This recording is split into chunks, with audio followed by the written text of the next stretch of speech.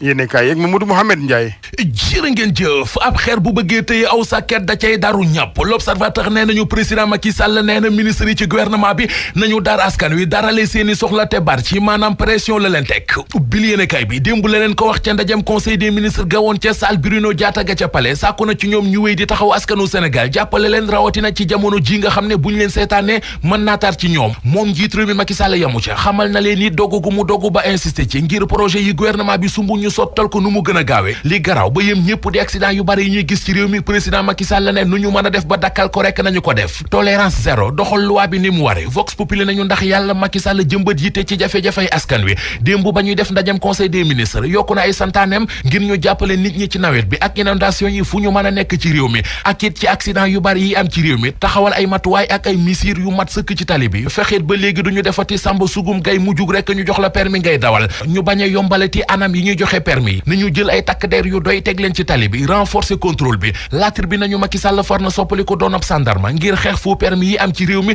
ndax dafa jàpp ne bokk na ci liy sooke accident yu bari ñu fi nemmeeku soleil national nañu du loolee rekk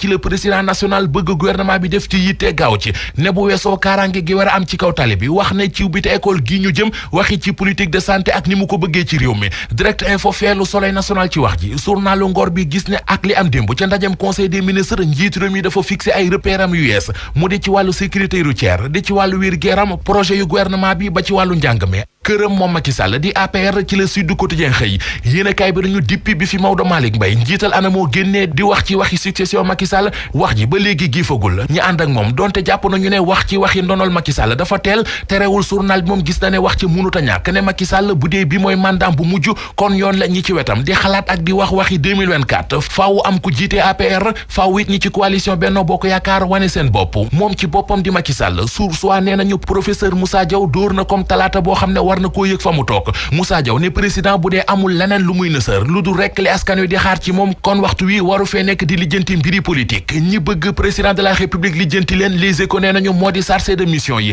am nañu lu leen mitti ba di ko xultoo ko ñaxtu ne jële gi ñu jële ci réew mi poste premier ministre jafe-jafe yi mu jur dafa law ba téq doxkati yónneent yi di chargé de mission yewoon ca primature ak ca cabinet bu président de la république ndax weeru août wi dee kenn ci ñoom amul salaire li ñu jàpp nag moo di dañu leen a soxla jëfandikoo leen ba seen aajo faju ñu sànni leen ne aw sagar ndax deuxième mandat la ñu bëggoon am nañu ko amatuñu ci ñoom soxla leneen lu leen mitti ñoom chargé de mission yi nee nañu mooy ba ñuy jël dogalub tàggoo ak ñoom kenn waxu leen dara mu di lu ñaaw ci seen i gët ndax bu ñu leen ko waxoon sax ñu mën a teel a jël seen i matuwaay honorable député Cheikh Abdou Mbacké Bara Dolly mel ne ku naan ñu ci suuf soit sikki malakandoo ndax ñoom député yi ba léegi fayekooguñu te bu njëkkoon gën koo yàgg le 28 ci weer ñu fay leen guleet ci weer wi ñu dem ba le 5 te jotuñu seen i salaire ñoom député yi mu di lu leen jaaxal nag mbir a ngi mu jaaxal journal Le Quotidien mu di roppalaan bu Sénégal Air bi fi daanu woon yéenekaay bi nañu bés ñi tay la woon def na ñeenti at te boobu ba léegi kenn xamu ci lu leer Mbaye Diagne mi ngi leeral ci Record yéenekaay li tax mu jóge Galatasaray dem football ji FC Bruges ba ca Belgique